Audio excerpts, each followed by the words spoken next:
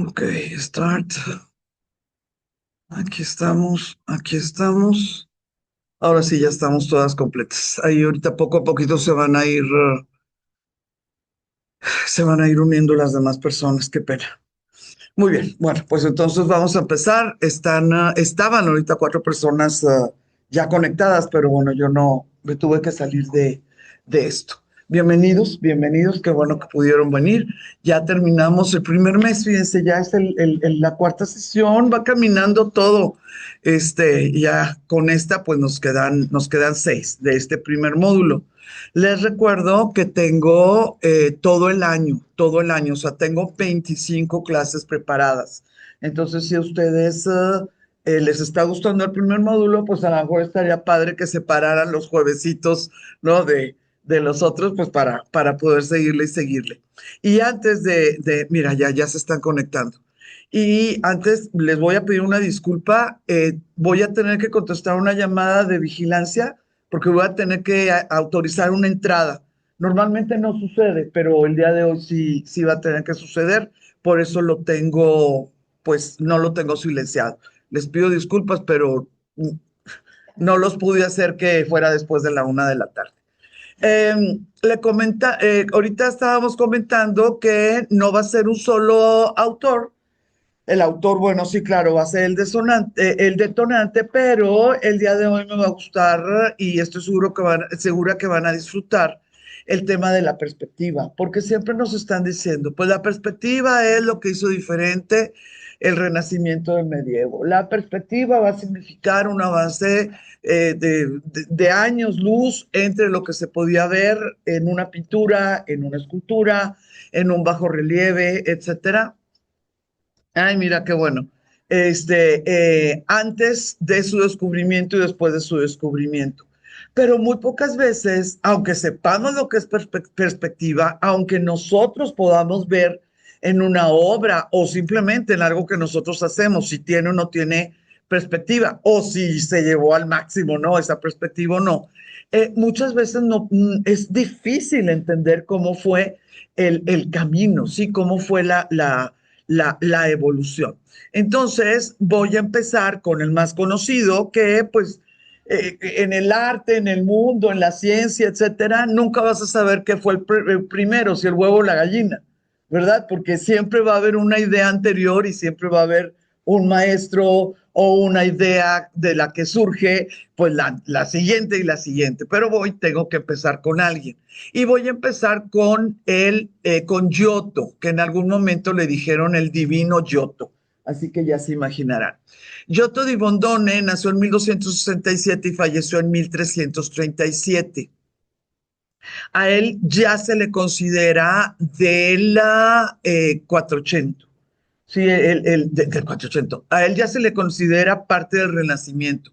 Pero ¿cuál Renacimiento? El proto-Renacimiento. A Giotto sí se le considera parte del Renacimiento específicamente por sus trabajos en perspectiva, no tanto porque él tuviera filosofías humanistas o porque se estuvieran moviendo o que fuera maestro de uno de los grandes, no, pero con esta uh, inquietud, con estos esfuerzos que claramente hizo para poder lograr una profundidad, a Giotto se le considera una de las primeras puertas que los artistas pudieron cruzar, porque ya la puerta estaba abierta, ¿sí?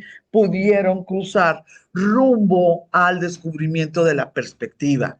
Y con la perspectiva, pues pudo llegar el realismo, el naturalismo, pudo llegar el sueño de los artistas, que es poder tener un pedacito de la realidad, ¿sí? El poder pintar de manera que si tú ves eso, es como si hubieras arrancado un pedacito de la naturaleza. Él fue pintor, muralista, escultor y arquitecto. Esta va a ser otra de las características de los hombres y también de las mujeres del Renacimiento. Se nos ha contado muchísimo de los hombres, pero casi todos esos hombres del Renacimiento fueron patrocinados por mujeres, no fueron patrocinados por hombres. Entonces también hubo mujeres humanistas, renacentistas, muy diversas en sus habilidades y en sus intereses. La obra de Giotto tuvo una influencia determinante en los movimientos pictóricos posteriores. ¿Dónde es la ganancia de nosotros como humanos? Que él pintaba frescos en capillas o en iglesias. Entonces tú no tenías que ser parte del grupo privado del mecenas para poder entrar a la casa de la persona que pagó la escultura, la pintura, lo que sea, y poder ver estos avances. Con estar en esa ciudad o con haber oído que en esa ciudad estaba tal obra o tal situación, pues un pintor o un aspirante de pintor podía viajar, podía entrar a la iglesia o entrar a la capilla y tomar una clase gratis. ¿Qué tan buena iba a ser esa clase gratis? Pues depende de tu talento, ¿verdad? Porque, pues, como les digo, ustedes se acordarán que hay un canaletto, ¿no? De Venecia, que es simplemente lo que pintó, pues raya en la perfección. Y de repente sale algún crítico, ¿no? Sale algún crítico. No, pero Canaletto utilizaba cámara oscura para hacer sus bosquejos. A mí me dejan en una esquina de Venecia con papel, lápiz y cámara oscura y 100 años después vuelven a recoger mis huesitos, ¿no?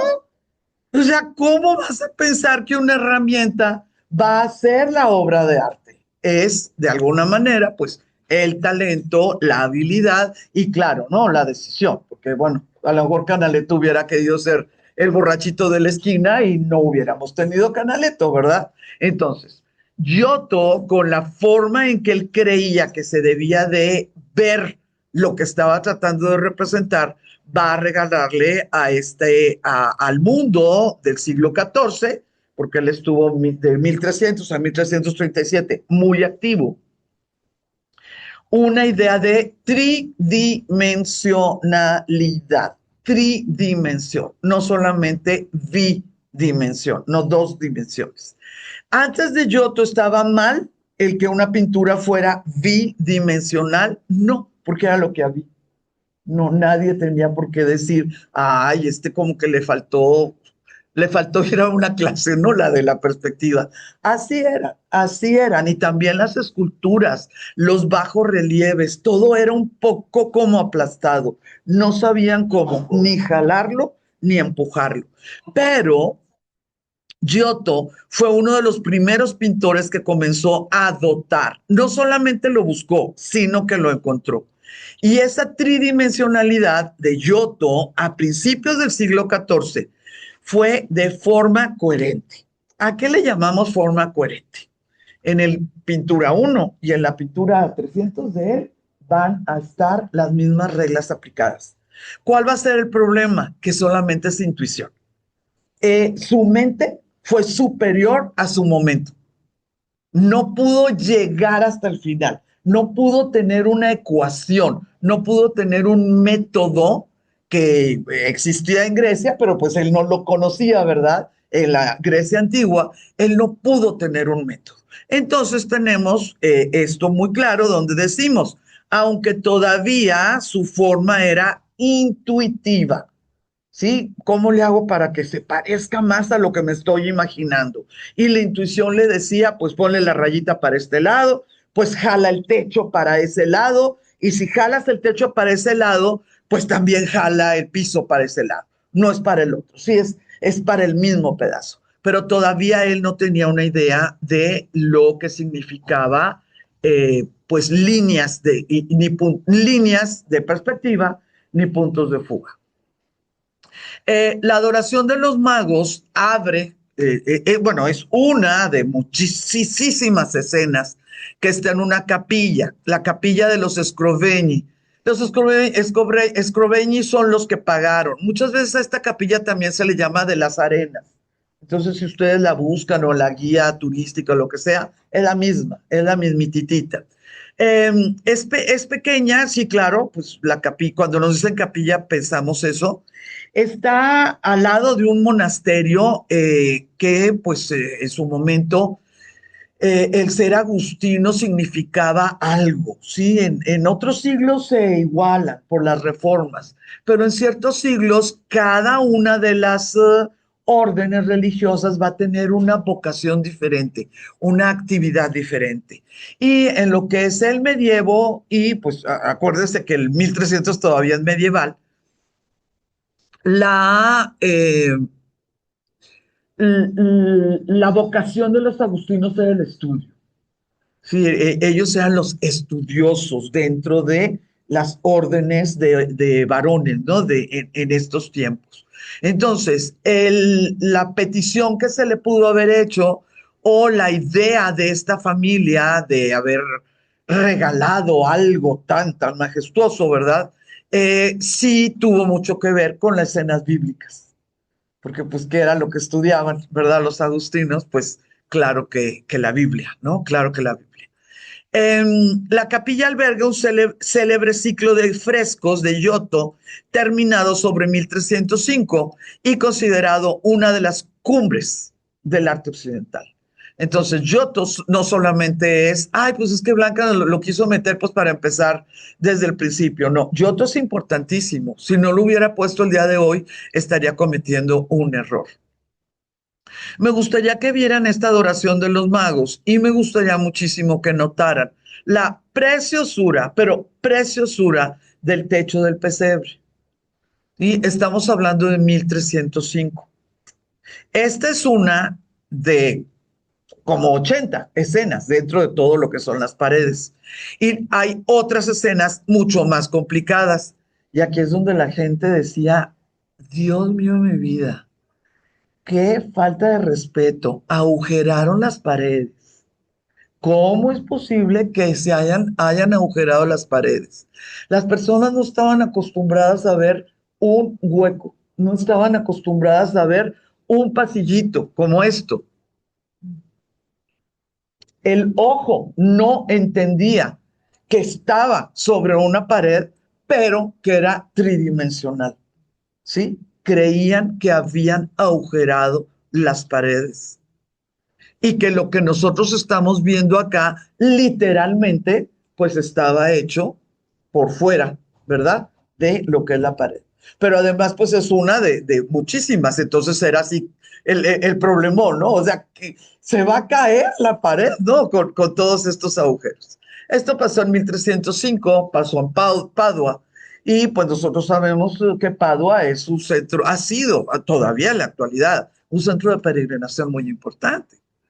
Entonces, en otros siglos, los centros de peregrinación era el Google, porque llegaba la gente, llegaba la gente, llegaba la gente, pasaba y sin darse cuenta, asimilaba, recibía, pasaba la voz de lo que podía verse, no específicamente de la capilla, digo, sucedía en cualquier ciudad, en cualquier centro de peregrinación. Pero en el caso de Padua, con el 1305 y con las obras de Giotto, pues va a haber algo nunca visto, ¿sí? Nunca visto. Otra de las cosas que es importante que notemos en este 1305 de Giotto, en el momento que pudo hacer que los personajes cupieran, porque fíjense cómo están armados como si fueran, no sé, hechos de papel o hechos de cartón y luego ponen otro atrasito y otro atrasito, ¿no? Sí cabe completito. Por ejemplo, esta capa, sí podemos sentir como si es un cono que más adelante va a haber otra cosa, pero sí está completo. Al él poder hacer este tipo de cosas donde sí había espacio, vean cómo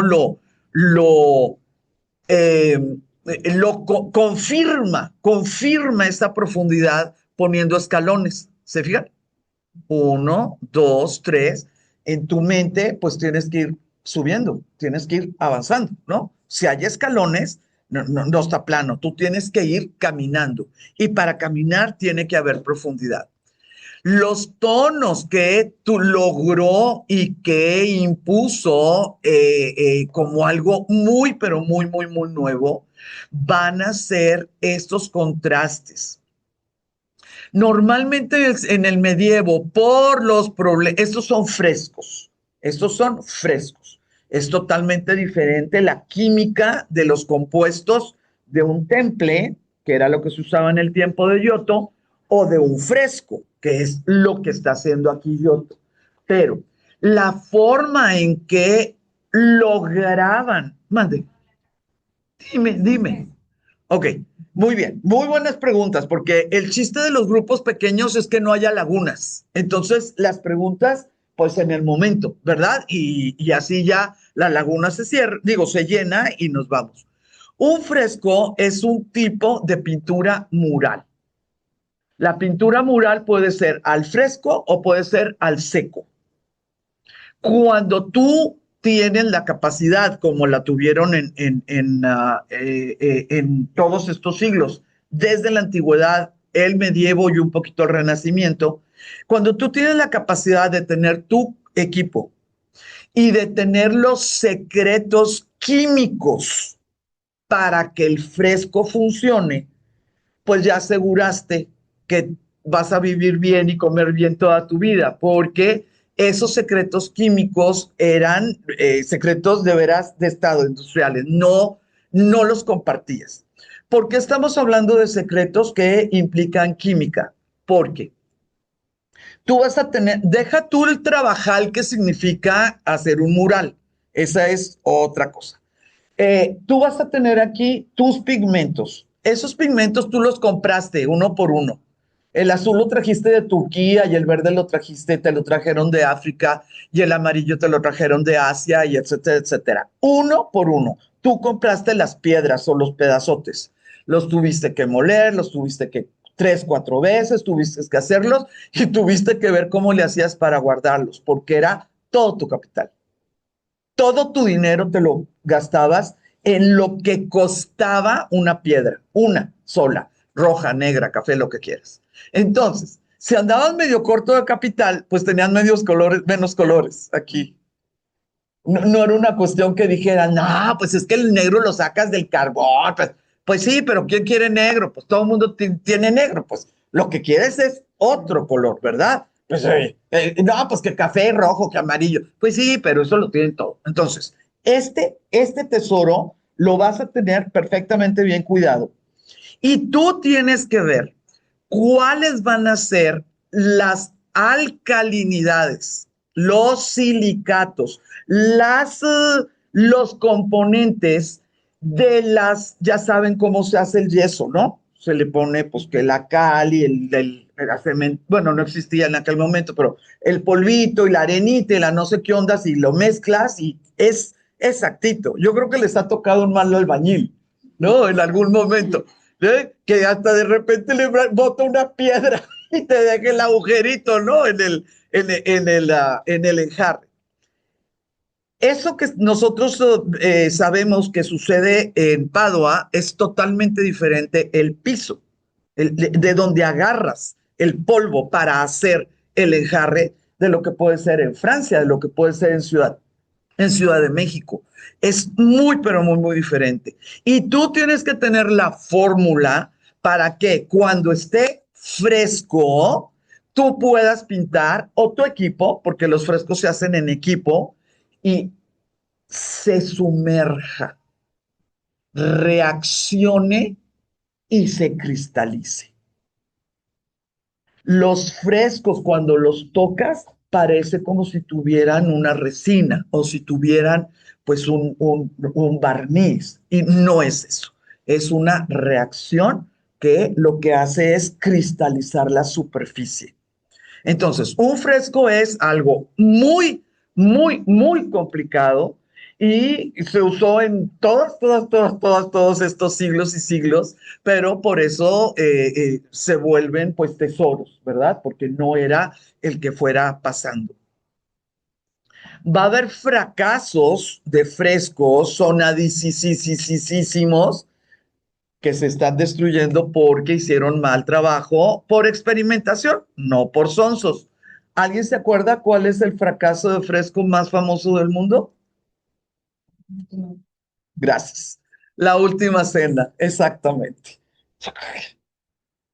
Se escama y se escama y se escama y se escama y se escama. ¿Por qué? Porque Leonardo, como era el niño mimado del momento, pidió permiso de experimentar. Le dieron permiso de experimentar, no jaló el experimento, no pasa nada, lo que me sobra es dinero, paredes y lo que sea. No, no. No, no, no. Y por eso esta situación también tan libre del famoso Juan, que tal vez es la esposa de su sponsor. Sí, o sea, la carita. No, no, no es mujer, es Juan, pero la carita. Porque está haciendo lo que le da la gana en ese cachito. Y la prueba es que le cortaron un pedazo. ¿Se acuerdan que esto? O sea, no era algo importante, no era algo importante. Por eso se hizo así. Entonces, hay experimentos y hay errores, ¿no? Famosos dentro de lo que es el fresco. Giotto, pues era un genio del fresco. Realmente era un genio del fresco. Y ahí les va, y ya para seguir con lo de la perspectiva, porque ay, se me van las 2 horas volando. Para hacer tú el fresco se hace por chambas, así se llama en México. Se hacen haces tu diseño, haces tus moldes, hablas con tu equipo y se toma pues la decisión de cuáles pedazos se van a hacer y en qué orden, ¿no? Y pues se tienen que preparar tu equipo. Y ese día solamente se hace la silueta de lo que vas a pintar. Por ejemplo, esto, solamente esto. Todo lo demás está sin enjarre. Pones eso, que se llama la chamba de ese día, y el artista, ya sea el principal o alguien del equipo, cubre, como dice el diseño, ¿verdad? Ese pedacito de chamba. Y al día siguiente se decide cuál es la otra chamba. Para mí, lo de la química y lo de no la química se me hace, si alguien se supo una fórmula, se la va a saber toda la vida. Lo que a mí me impacta es que cada una de las champitas queden perfectamente nivelada, de tal manera que si tú le pasas la mano a un fresco, pues es como si estuvieras tomando pues un acrílico, lo que quieras, ¿no? Parejo, parejo, parejo, parejo, parejo. Cuando hay un terremoto, cuando hay un temblor, se cae por chambas. Se cae este pedacito y queda el otro, sí. Sí, ¿por qué? Porque en algún momento determinado, pues uno no agarró igual que el otro a la pared, pero lo que es el nivel tiene que ser perfecto, porque si no, pues imagínate, va a ser como si estuvieras bordando, ¿no? Aquí queda este y luego la chambita y acá va a quedar la oreja y no, es totalmente listo. Entonces, el fresco es un tipo de pintura mural que implica el aplicarse los pigmentos cuando el elemento del enjarre todavía no ha secado. ¿Cómo ves? Ahí vamos, ahí vamos, ahí vamos, ahí vamos. Les decía, otra de las cosas maravillosas que pudo hacer Giotto, y claro que fue un secreto muy bien guardado, fue el poder en un solo espacio, pues de tela o de piso o de cielo, lo que quisieran, utilizar tonos que parecían veladuras de óleo. Ellos ni sabían que iba a existir el óleo dentro de 100 años. O sea, ellos no lo sabían. Pero por favor, noten, por ejemplo, este lila, como tenemos morado, como tenemos grises, como tenemos blancos y como tenemos tono de lila, de tal manera que se siente como si la luz le estuviera dando realmente pues a un trozo de tela, ¿verdad? Una luz que en aquel tiempo todavía era omnipresente, todavía no va a haber definición de luz. Y como dato muy curioso, ¿ya vieron qué rara está la estrella de Belén? Es el cometa Halley, le tocó a Giotto. ¿Ya ven qué pasa? Le tocó a Giotto. Digo, él no sabía que se iba a llamar Halley, ¿verdad? Pero él pintó el cometa como un regalo a la erudición de los agustinos, ¿no? Algo que estaba sucediendo en ese momento y pues que Europa lo estaba viendo. Ahí está el cometa Halley con Giotto en la adoración de los Reyes Magos. van a poder notar que nuevamente tenemos rojos y morados y bueno, blancos, etcétera. Estamos hablando nada más de lo que él tenía, ¿no? La pigmentación, los pigmentos que él tenía disponibles y pues tuvo que decidir en esa paleta, ¿no? En esa paleta. ¿Hizo mucho con eso? Yo considero que sí. Yo considero que hizo muchísimo con lo poco que tenía. ¿Estaba orgulloso de lo que estaba haciendo? Claro que estaba orgullosísimo. Díganme por el amor de Dios, ¿qué necesidad podemos tener de tener esta defensa de esta plantita aquí? Compositivamente, bíblicamente, estéticamente, no, nada. Pero él le quedó perfecta. ¿Sí? Realmente su intuición de cómo tendría que verse una cajita sin paredes, ¿verdad? Es de lo mejor, cosa que no podemos pensar en algo más complicado como pueda ser este edificio o algo muy sencillo como pudiera ser este techito. Pues no, o sea, no es así, no es así la situación. Hablando de este techito, paréntesis, nadie se me haga bolas. Voy a hacer un paréntesis. Sí han oído esa frase que se creó en los 40, donde México es un país surreal, ¿sí? Es una frase que acuñó André Breton, el padre del surrealismo.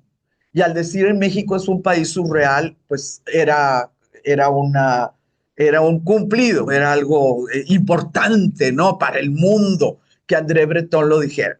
Bueno, ahí les va la historia de por qué, de en qué momento salió el cumplido. Lo estaban hospedando Frida y Diego, a André Breton, y lo llevaron a Michoacán. Y bueno, lo llevaron a muchas partes, ¿verdad? Pero en una de las veces lo llevaron a Michoacán. Y pues Michoacán ya saben que cada pueblito hace un tipo de artesanía, tiene su especialidad.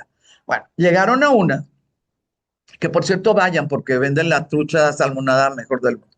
Llegaron a una que tiene el nombre de este tamaño, ahorita no me acuerdo, y le gustó, le cayó bien, traía el dinero, solo Dios sabe, un artesano.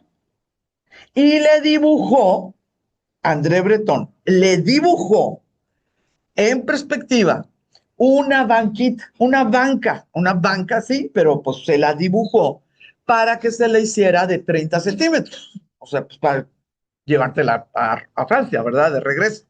Y se la dibujó en perspectiva y le entregó el dibujito y pues volvemos en un mes. Y cuando volvieron en un mes, el artesano le entregó la banca chueca, porque neurológicamente él no necesitaba que se la dibujaran en perspectiva. Al artesano le dicen, hazme una banca de 30 centímetros, pues te hago la banca de 30 centímetros, o sea, pues ya está aquí adentro, ¿no? Totalmente. Entonces, como este se la dibujó en perspectiva, pues hagan de cuenta que le hizo esto, pero realmente hecha en madera. Entonces, cuando le entregaron eso, el André Breton dijo, bueno, en francés hermoso, ¿verdad? México verdaderamente es un país surreal. Este tipo de cositas, nosotros las podemos ver, que las podemos ver como bien, pero definitivamente no pueden caber tres personas. Vean cómo acá hay otro ángel, tres personas y un bebé, y además una de esas personas sentada. Parada ocupas mucho menos espacio, ¿no? Que tu fémur. Entonces, le quiso hacer la luchita, sí, pero no, todavía no lo lograba. Quería presumir, sí, pero no era necesario. No era necesario poner aquí este huacal.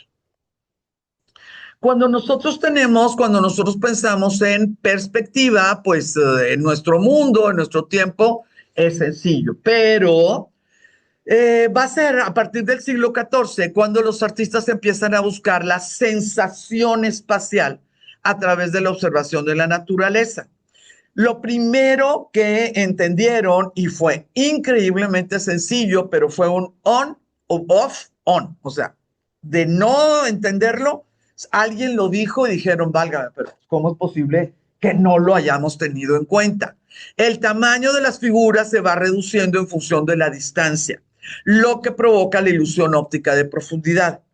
¿Cuál va a ser uno de los frenos? ¿Por qué la gente no pintaba algo tan lógico que hasta, digo, yo no soy pintora, pero de alguna manera sabes que pues, si está más lejos va más chiquito?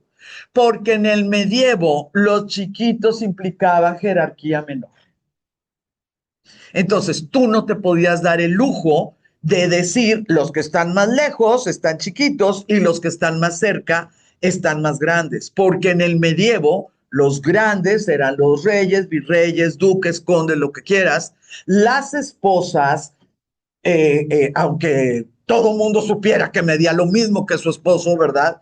Tenían una escala menor y los pajes, aunque fueran adultos de esas esposas, tenían una escala menor. Entonces, aunque todos estuvieran hincados en los mismos escalones, nosotros íbamos a tener personas de uno a uno, pero también íbamos a tener personas al 80%, al 70 o 60%.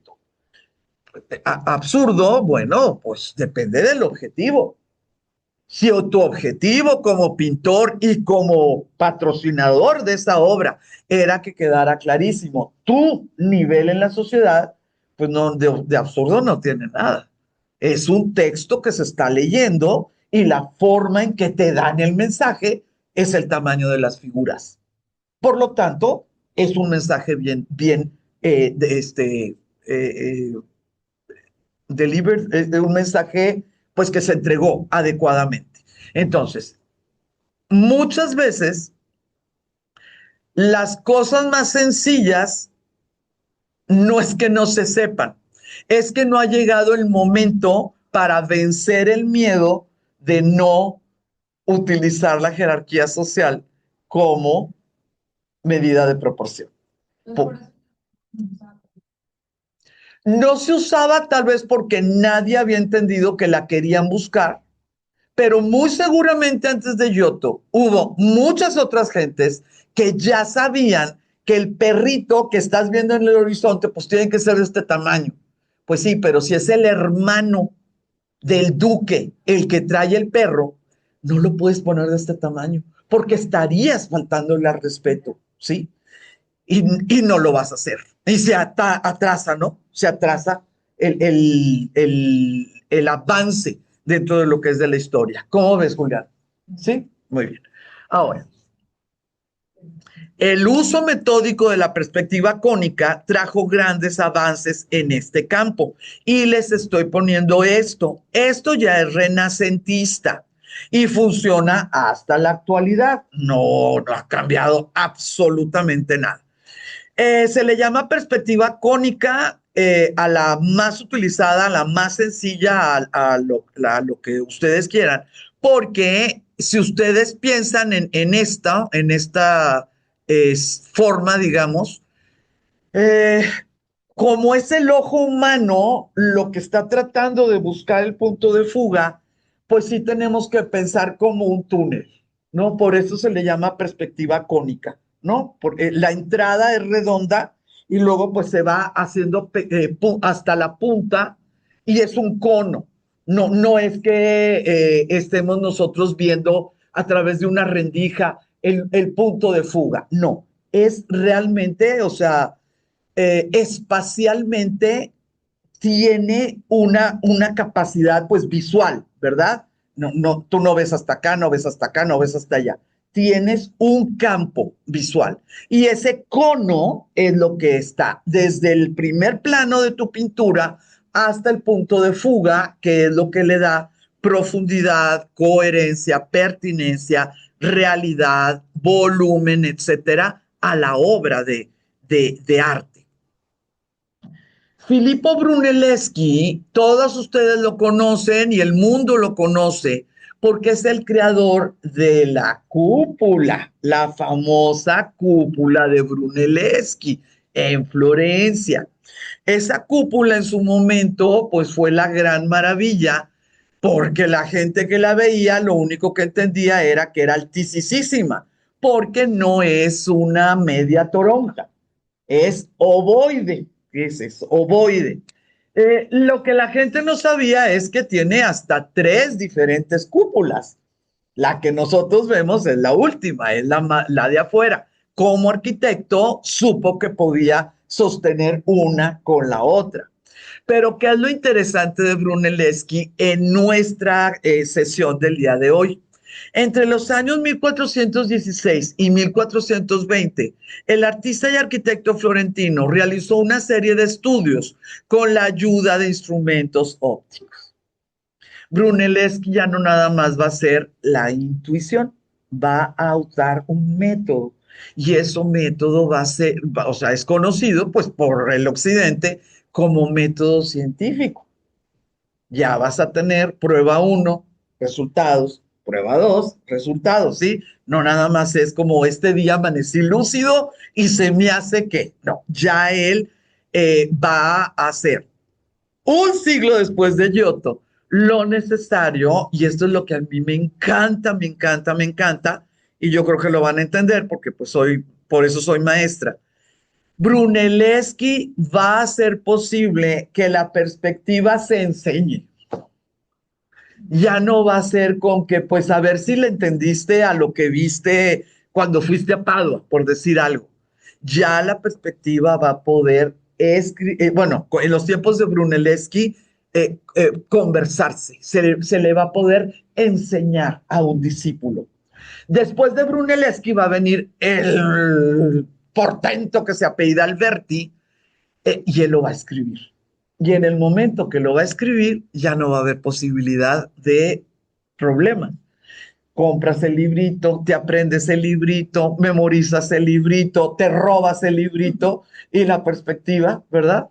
El conocimiento camina y camina y camina, principalmente porque es una cuestión geométrica, no es filosófica, no es, yo creo, ¿verdad? Es una cuestión geométrica muy, pero muy, muy sencillo de poder, pues, entender y hacer la tuya, ¿sí? Hacer la tuya.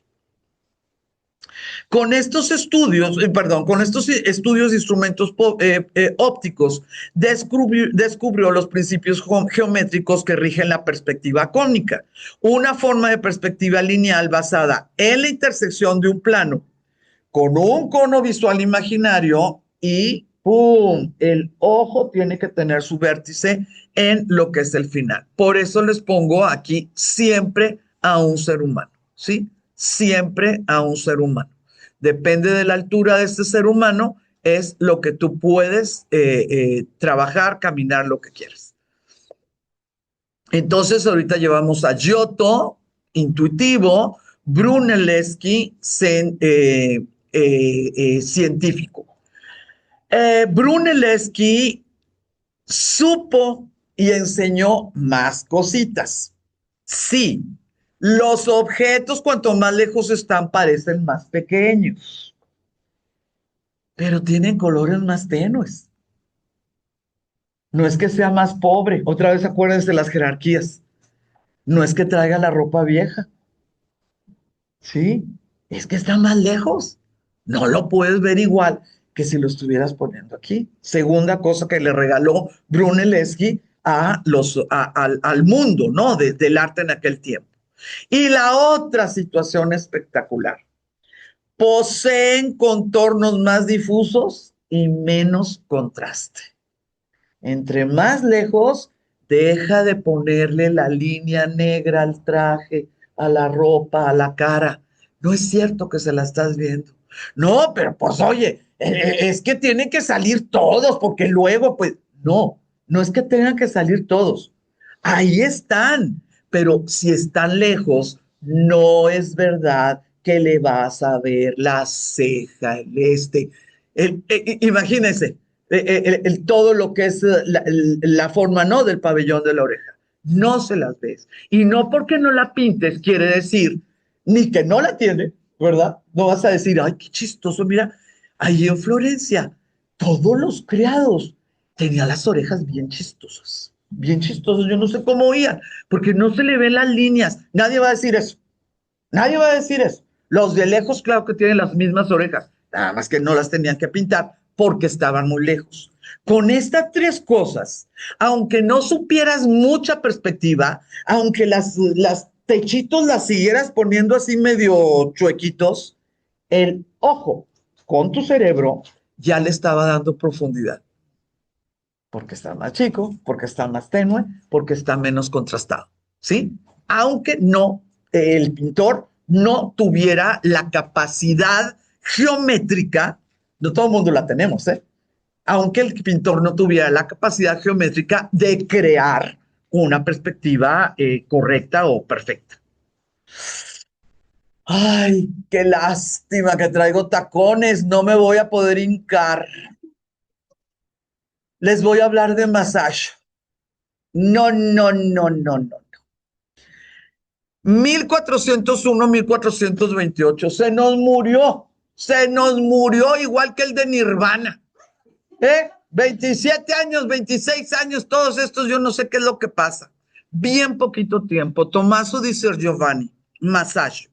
A pesar de la brevedad de su vida, su obra tuvo una importancia decisiva en la historia de la pintura.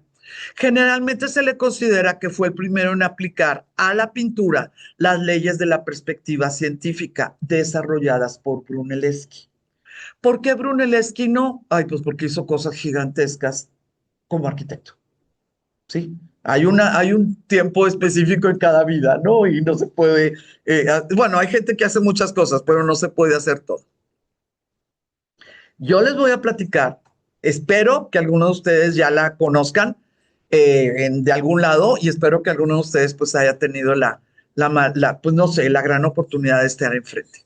La Trinidad destaca, es la obra que les voy a presentar. La Trinidad destaca por su inspiración, correcto. Esta inspiración está tomada en los antiguos arcos triunfales romanos. Pues sí, digo, estamos en Italia, es fácil tener contacto con arquitectura, ¿verdad? Imperial. Es algo como muy entendible el que tus referentes arquitectónicos pues sean el Imperio Romano, ¿sí? Lo que no es entendible es que los hayas podido hacer perfectos. Esa es la magia, ¿no? De Masaccio. La estricta adhesión a los recientes descubrimientos en materia de perspectiva, con un punto de fuga al nivel del espectador, pues hizo que la gente no pudiera entender lo que estaba viendo. Y como ese altar está a nivel de piso, pues la gente empezó hasta a maltratarlo, porque trataba pues de poner la mano, ¿no? Sobre el sepulcro y pues no había sepulcro, ¿no? O sea, ¿qué pasó? ¿Dónde están los huesos? ¿Sí? Entonces fue algo muy, muy fuerte. Vasari, que ya se los he comentado varias veces, Giorgio Vasari, el primer biógrafo y crítico del arte, esto es siglo XVI, dijo, lo que es bellísimo, además de las figuras, es una bóveda de cañón dibujada en perspectiva. Ya la palabra se inmortalizó, ¿sí? En siglo XVI.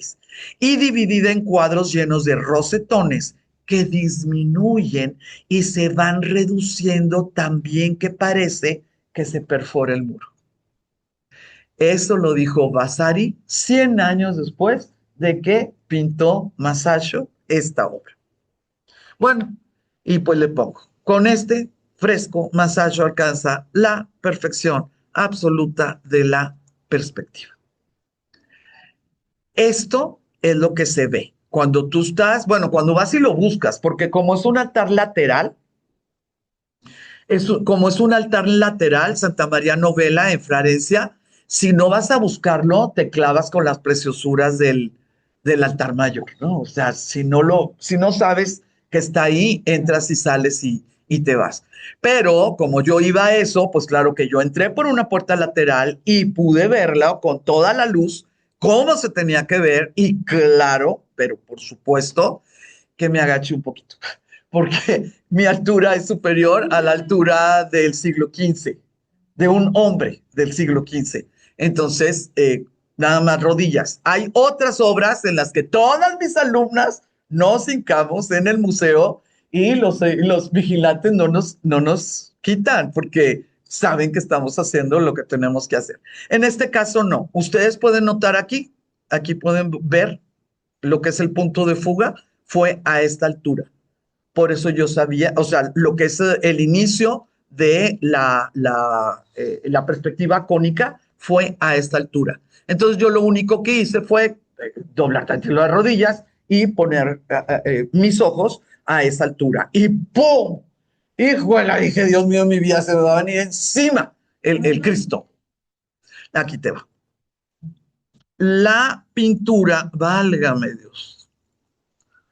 La pintura mide 6,80 por 3,17. Sí, o sea, son dos pisos. Es que ustedes pueden notar aquí que tenemos un espacio y luego el otro espacio y el otro espacio. Son como, digamos, tres espacios de dos, ¿verdad? Aquí está, miren. ¿Se fijan que está por arriba de la cabeza la línea roja? Pudiera ser como 2 metros, 2 metros, 2 metros, más o menos, en esta situación. No se siente tan monumental, Juliana, no se siente porque es muy angosta. Vean esto, o sea, estamos hablando que es muy angosta. Entonces, realmente, cuando tú la sientes, es cuando, si tú vas a buscarla y la empiezas a ver desde la otra pared, para que tú puedas verla completa, ¿no? O sea, los 6 metros. Pero lo que yo hice, y claro que nunca se me va a olvidar, cuando bajé un poquito mi nivel de vista, ¡fum! La bóveda de cañón. La bóveda de cañón, cuando encuentras exactamente el punto de vista que eligió el pintor, ¿verdad? Se fue, o sea, es como si me hubiera puesto unos lentes, ya ven en el cine, ¿verdad? Así de que, ¿qué está pasando? Fue algo hermoso, pero realmente hermoso. Eh, la pintura representa una capilla inspirada en los arcos de triunfo romano, como les dije, y bueno, está sostenido por columnas que son jónicas, se sabe qué tipo de columnas son por los capiteles, y están flanqueadas por pilastras. Les recuerdo que las pilastras son las columnas que no son columnas, ¿no? Son tal vez reciban carga, pero si tú le quitas lo que le da formita, sigue recibiendo carga, ese pedazo, ¿no? Las pilastras son estas que están aquí, estas que están aquí. Y esta preciosura es lo que necesito que entendamos. Esto es lo que quiso pintar Masaccio y lo pintó. Una capilla que sí existe con un crucifijo volando en medio de esa capilla y unos estos donantes, unos orantes por fuera de la capilla en un escalón. Sí, sí nos podemos organizar con este esquema. Vámonos al siguiente esquema. Perdón, Blanca. Dime, dime. ¿Cómo se llama eso? La Trinidad. Y están aquí. No, y para que más les guste, les va a encantar este dato. Esto se hizo principios del siglo XV, ¿ok? El Cristo, el Cristo y las figuras que están aquí y la oscuridad, que no sabemos si fue, ¿cómo se dice? Decisión del pintor o si fue una oxidación de los pigmentos. Eso no lo sabemos. Para el siglo siguiente, imagínense, estamos hablando de Florencia. Ya existía Miguel Ángel, o sea, en Italia, ¿verdad? Ya existía Miguel Ángel, Rafael, Leonardo, y Vasari. Ya existía Vasari. Queridos míos, estuvieron todos de acuerdo que pobrecito Masaccio, pues qué pasado de moda. Y taparon esta obra y pusieron una obrita de Vasari más arquitectónica que pictórica. Y gracias a eso, yo fui muy feliz, ¿verdad? Porque la descubrieron en 1861. La redescubrieron en 1861, cuando ya existía una idea de preservación. Ya existía una idea de que no sea el albañil el que lo quite, que venga alguien que nos manda, pues cuando menos del Vaticano, ¿verdad? O sea, no se puede. Entonces, en 1861, cuando se redescubrió, se le consideró como un descubrimiento de un tesoro y se trató como tesoro nacional Y pues gracias a eso, en nuestro siglo XX, nuestro siglo XXI, la podemos ver íntegra, ¿sí? Íntegra. ¿Cómo la taparon? ¿Pintaron encima de No, la no, no pintaron, pintura? afortunadamente. La mayoría de las veces cuando se tapan obras, yo no sé si existe un ángel guardián de todas las pinturas del mundo, pero la mayoría de las veces, pero de veras, muchachos, aún cuando estamos hablando de ejércitos totalitaristas, la mayoría de las veces se enjarra. Piensen en Rusia, piensen en Hernán Cortés, piensen en nazis, piensen. La mayoría de las veces algo sucede aquí que no le hacen así o así, ¿verdad? O la encalan. Ya ven que la cal es solamente agua y polvo. Entonces el encalado, pues no entra, ¿no? Por el cristalizado y lo que quieras. Entonces, afortunadamente aquí sucedió eso. No fue que le hicieran esto o que le... Nada. La enjarraron para poner lo que seguía, que no tenía ninguna intención de destruirla. No era una ofensa, no era algo que tú quisieras destruirlo. Y gracias a eso, pues no le pasó absolutamente nada en todos estos siglos. 420 años después fue cuando la descubrieron, la cuidan como tesoro y pues nosotros la podemos ir a ver, ¿sí? ¿Y qué le pasó a la que está para Es así. Bueno, está totalmente evidenciada, perfectamente sabemos cómo era, no sé dónde están los pedazos, debería de averiguar, nunca lo he hecho, porque el que me gusta es Masayo. Yo creo que con el Google es muy fácil saber dónde es, pero se sabe qué es y todo, porque siglo XIX, todos dibujaban, los viajeros, los mismos, existían los departamentos de preservación, de monumentos, ¿no? En estos lugares. Pero no sé, no sé dónde está, o si está completa, no lo sé. Ahí sí que ¿para qué te cuento mentira? Luego me cachan, así bien rápido me cachan. Mejor no cuento mentira. Esta está en Santa María, la novela o novela en Florencia. Quisiera, por favor, que notaran este diagrama que se me hace magnífico, pero realmente magnífico, porque nosotros podemos, ahora sí, ay, qué bárbaro. Ay, ya les pedí permiso, ¿se acuerdan? Bueno, sí, por favorcito, es el del vivero. Qué hermosa, gusto en saludarte y me le das acceso, por favor. Bye. Les pedí permiso desde el principio. Ahora sí voy a quitar ya, ya no voy a hacer nada. Ay, qué lindo. Le dije a las 12 es mi break y miren, me cumplieron. Ay, qué linditos. Vamos a cerrar con masaje y luego bañito, agua y celular. ¿Cómo se llama? Esquema. Nosotros podemos literalmente entrar a la mente de masaje, podemos entrar a la realidad geométrica de este pintor, cómo la vio de frente, o sea, los cortes, ¿verdad? De lado, por arriba, y cómo hizo lo que tuvo que hacer para poder lograr este tipo. Vean, por favor, esto es lo que es la bóveda de cañón. Vean la perfección en el punto de fuga. ¿Se fijan estas líneas? No están manipuladas, o sea, son líneas que pues nada más las pones ahí y ya, así es como son, ¿sí? Esa es la forma en que los seres humanos conectamos con nuestra realidad. Nosotros, todo nuestro mundo lo vemos de forma cónica. Es nuestro cerebro, nuestros ojitos, así somos los humanos. Si tuviéramos otros ojitos y no fuéramos humanos, no aplicaría esto, ¿sí? Pero esto es una cuestión de óptica. ¿Cuál va a ser la situación? Porque de repente llega alguien y dice, no, pues ese techo, ay, no, ese techo como que no. Aquí nos lo dice clarito. Solamente es una capillita para el crucifijo.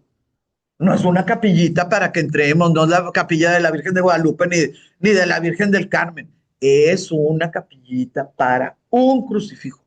No tiene por qué estar ni más ancho el techo, no es la entrada de una iglesia, ¿sí? Ni más ancho ni más lejano. Fíjense, por favor, cómo aquí sí ven el crucifijo aquí, ¿verdad? ¿Sí lo ven? Es para él, nada más. Entonces, este espacio es simple y sencillamente lo necesario para que pueda estar el crucifijo y un espacio superior para que pueda estar presente Dios Padre sosteniendo a su Hijo.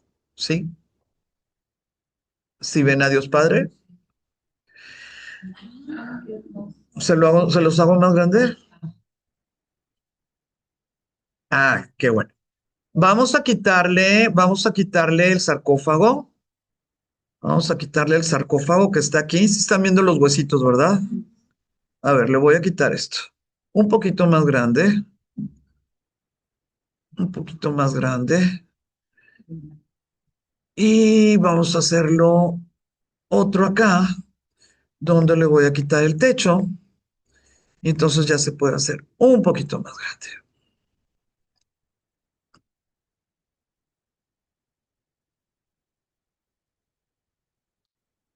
Para que puedan ver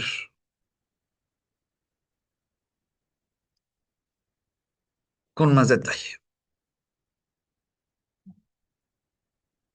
¿Sí? ¿O no? Entonces, pues supongo que me están creyendo que amo a Masaccio.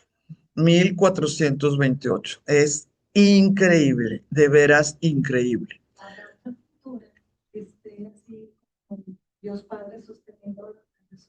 Sí, y también, y el Espíritu Santo, sí, también, sí, sí, sí, muy bonitas, muy, muy, muy, muy bonitas.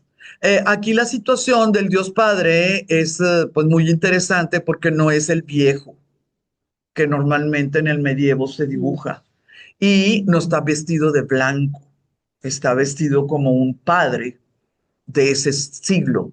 Entonces son transgresiones donde uno se da la libertad y la gente que pasa por ahí, que quiere empezar a pintar, no sabe que se está dando una libertad y simple y sencillamente ellos empiezan a pintar de esa manera sin saber que están transgrediendo, ¿no? Sin saber que están haciendo algo que no se debía de hacer, como el barba blanca o túnica blanca, ¿no? Es Y la muy bello. Trinidad, ¿dónde está? No veo. Aquí está la palomita. Ah,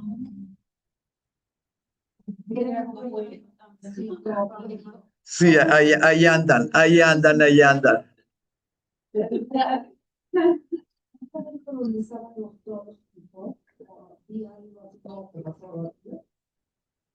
Yo creo que no, de la Trinidad no, no, porque realmente digo, no hay tonos, no hay tonos, es como casi monocromático, ¿no?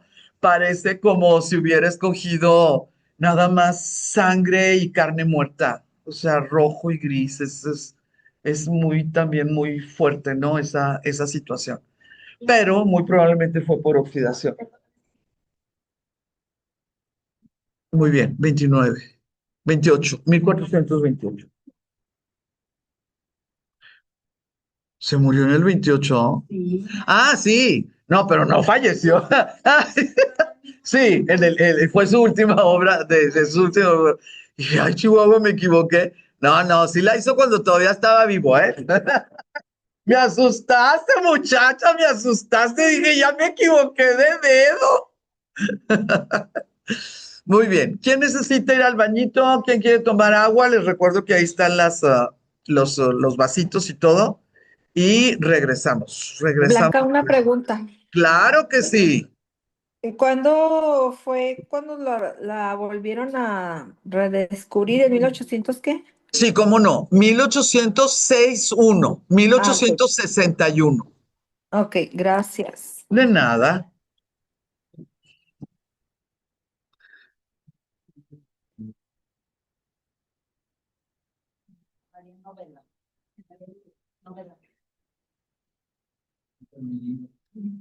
A ver, vamos a ver. Santa Novela. En cuanto a colores, tuvieran frescos, o sea, más adinerado era el artista o más patrocinio. Mm, Ajá, más. muy buena pregunta, muy buena pregunta. Fíjate que la cantidad de colores dependía muchas veces de si había guerras o no había guerras, porque si se, si se te quitaban en ese momento los piratas, no había azul. Por ejemplo, Miguel Ángel se cuenta que tardó mucho en una de sus terminaciones porque nunca llegó el azul de Turquía. Entonces, yo no sé contestarte académicamente tu pregunta, pero sí te puedo decir que no creo que dependiera de eso, porque entonces los pobres pintores iban a tener un montón de etapas donde no iban a poder cobrar mucho porque no llegaban los suministros. Sí te puedo decir que los metros cuadrados sí significan que era mucho más adinerado el patrocinador y la cantidad de oro, porque en muchísimos de los frescos el dorado de las aureolas y de estos, ¿cómo se llama? Halos, es al seco. Se pone ya cuando está terminado y es polvo de oro. Ahí sí te puedo decir de la pintura, sí, metros cuadrados. Entonces nosotros vamos a tener frescos maravillosos que inician al nivel del altar, pues porque la gente que está sentada allá, pues cómo va a ver los frescos detrás del altar, ¿no? Entonces inicia. Y tenemos otros que inician desde el piso. Y pues tú ahí ves, pues que el Señor quiso, ¿verdad? Eh, sí, pero él también, el Robert Campan, por decirle, va a ser excelente, excelente. Vamos a ver exactamente cuándo pintó esto. Porque, no, o sea, yo no puedo que vimos que el lado derecho del tríptico, 1370, sí, o sea, como que siento que se va un poquito apretado, no sé si, muy apretado. o sea, no sé si, No existía. Robert Campan no tenía técnica de perspectiva. pues, tipo, al hacerlo ayer, ajá, tipo en el norte, igual no sabía. No lo sabían. No, Robin, esta es de 1378. Este es de 1378. Sí. Y lo que tú estás diciendo es lo primero que debemos de pensar las que estudiamos arte. ¿Dónde lo hicieron? Deja tú el siglo. ¿Dónde lo hicieron? No sabían, no se comunicaban. Y como les comenté esa vez, a lo mejor hasta estaban en contra, porque va a haber momentos en que todo el mundo en Inglaterra sabe todo, pero como no son católicos, de este lado no les quieren aprender, o al revés, ¿verdad? Sí, entonces sí, lo que tú me dices de que como estaba en el norte, no tenía contacto, tienes toda la razón, ¿sí? Aunque él hubiera estado 70 años después de Giotto, fíjense por favor. Sí, sí, sí, sí, sí. Giotto es de 1305, él es de 1378, son 73 años de que el run run estaba, ¿no? El run run, pero intuitivo, intuitivo. Y como Campana era un genio, pues su intuición lo llevó a esta preciosura, ¿no? A esta preciosura. Pero es imposible que esto suceda. Se lo podemos mandar al señor de Michoacán y si nos lo hace. Esto, estos, este sí nos lo hace. Pero si nosotros quisiéramos hacer una escena, ¿no? Tendríamos que forzar las patas y todo para que pudiera hacer esto. ¿Sí? Sí. Ay, qué suave que están hilando, que están hilando. Ah, sí. así, es impresionante. Y eso, pues sí, tengo que elegir los más sobresalientes porque hay tanto, ¿no? Hay tanto maravilloso, pues elijo nada más los más sobresalientes. Déjenme interior, iglesia, Santa María. Vamos a ver, para que vean la nueva, sí, la nueva. No, no, no es,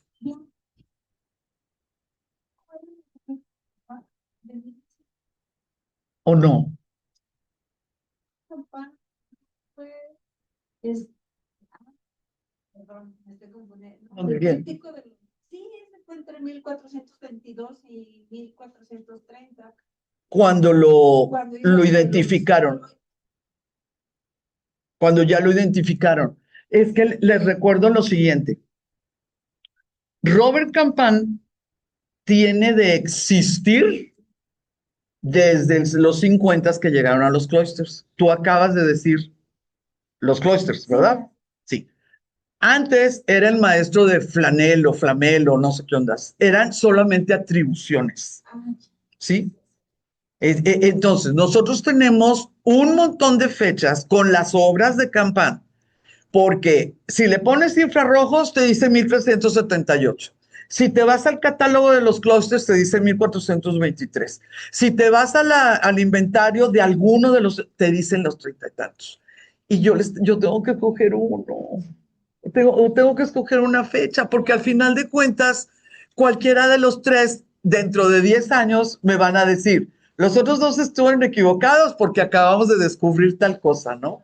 Entonces, eh, eh, sí les pido disculpas porque solamente les doy una fecha sin meterme tanto en las atribuciones, ¿sí? Porque como estamos viendo tantas pinturas, son como muchos vericuetos, sí, muchos vericuetos, pero les digo que Robert Campán es que hizo una pregunta muy buena, están haciendo preguntas muy buenas. Robert Campán es como un producto de la investigación del Metropolitan Museum, es un producto de mediados del siglo XX, porque como tal estaba en una nebulosa y muchas de sus obras estaban atribuidas a otra o anónimo que se le llama maestro de flanel o flamel, como lo quieras pronunciar. Entonces uno te dice una fecha, el otro te dice la otra, el otro te dice la otra, pero es lo que se está descubriendo.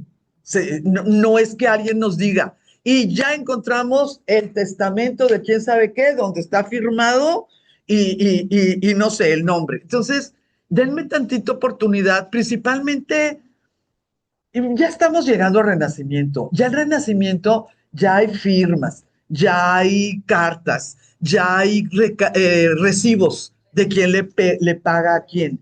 Y ya es muchísimo más sencillo que no haya atribuciones. Ya estamos saliendo de esta situación cuando no se firmaba.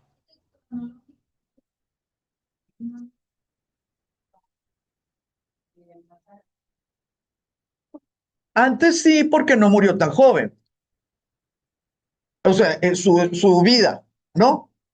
Sí, sí, pero ahorita puede entrar alguien y me va a decir, Blanca, ¿por qué le estás diciendo cuánto vivió si ni siquiera estamos seguros?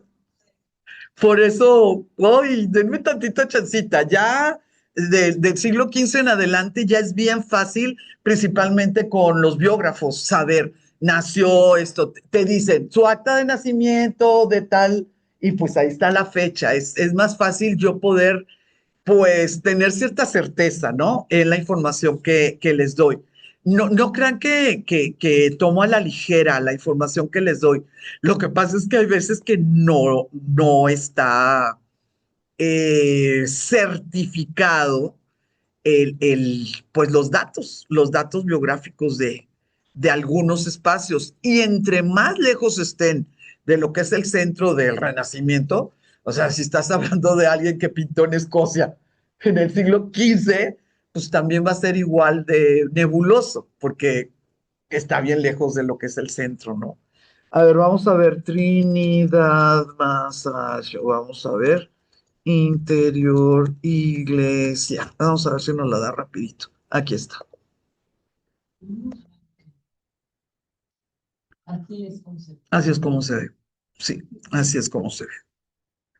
Y de veras es una cosa hermosa. Y como es un tesoro, sí tienen, ustedes pueden notar aquí pues el golpe, ¿no? De la luz.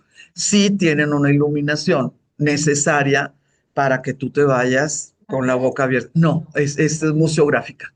Sí, es museográfica. No, esta no. Pero bueno, en otras definitivamente sí. ¿Cómo vamos? Ah, no, no, no, todo eso nos ponemos de acuerdo por... Sí, no, no te apures, nos ponemos de acuerdo por WhatsApp. Espero que tengas tiempecito de...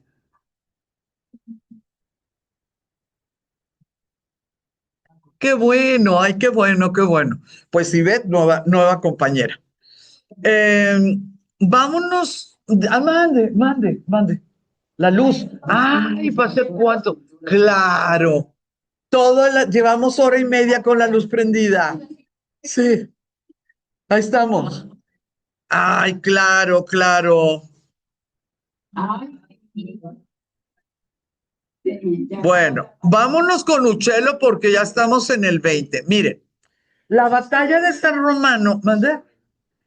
1435 es una obra que muy pocas veces podemos entender a los que nos gusta el arte, ¿verdad? Muy pocas veces podemos entender la magnificencia o la magnitud, porque es un tríptico que está en tres museos diferentes. Entonces, sí, entonces, aunque tú tengas la habilidad de ir a buscar, porque es tu tesis y tienes que ir a esos tres museos, ay, muchachos, es bien difícil que tú traigas la sensación contigo después de haber viajado de una ciudad a otra, ¿no? Es difícil. Entonces, esta batalla de San Romano se las voy a platicar ahorita, pero vamos a ver los tres, así como que seguiditos. Pero sí les quiero comentar, aún ahorita no se sabe cómo estuvo acomodada en el original. Entonces, ay Blanca, pues es que los pusieron de forma cronológica, porque es una batalla, sí existió, sí se sabe qué pasó primero y qué pasó después. Ay Blanca, ¿cómo no van a saber? No, les recuerdo que las pinturas se ponen en las paredes o se crean en las paredes, pues dependiendo de la pared y de la ventana y de dónde entra, de dónde sale la gente. No es como si fuera un cómic, ¿no? Tú tienes que tener una conciencia, ¿verdad? De que en un cuarto, pues la gente entra y sale y que la luz entra de diferente manera. ¿Por qué la facilidad de separarlo? Pues porque es un temple, ¿sí? Entonces no es un mural, es un temple, entonces lo pudieron quitar. Es una obra maestra por el uso audaz y experimental de la perspectiva. ¿Por qué les pongo a Uccello y a la batalla de San Romano? Porque la mayoría de las veces cuando hablamos de perspectiva, pues nos enseñan edificios o nos enseñan pisos con baldosas, así como ajedrezes, porque lo que quieren en las clases o en los libros o en el TikTok, lo que quieran, es que podamos entender lo que es el punto de fuga en estos espacios arquitectónicos. Aquí lo impresionante, pero de veras espectacular de fíjense, Asia. O sea, todavía no sabemos cuándo lo pintaron. Y tampoco sabemos cuánto se tardó en pintarlo. Y ahí es donde, ay, pues a mí me da mucha pena porque no les puedo decir algo en especial o algo particular.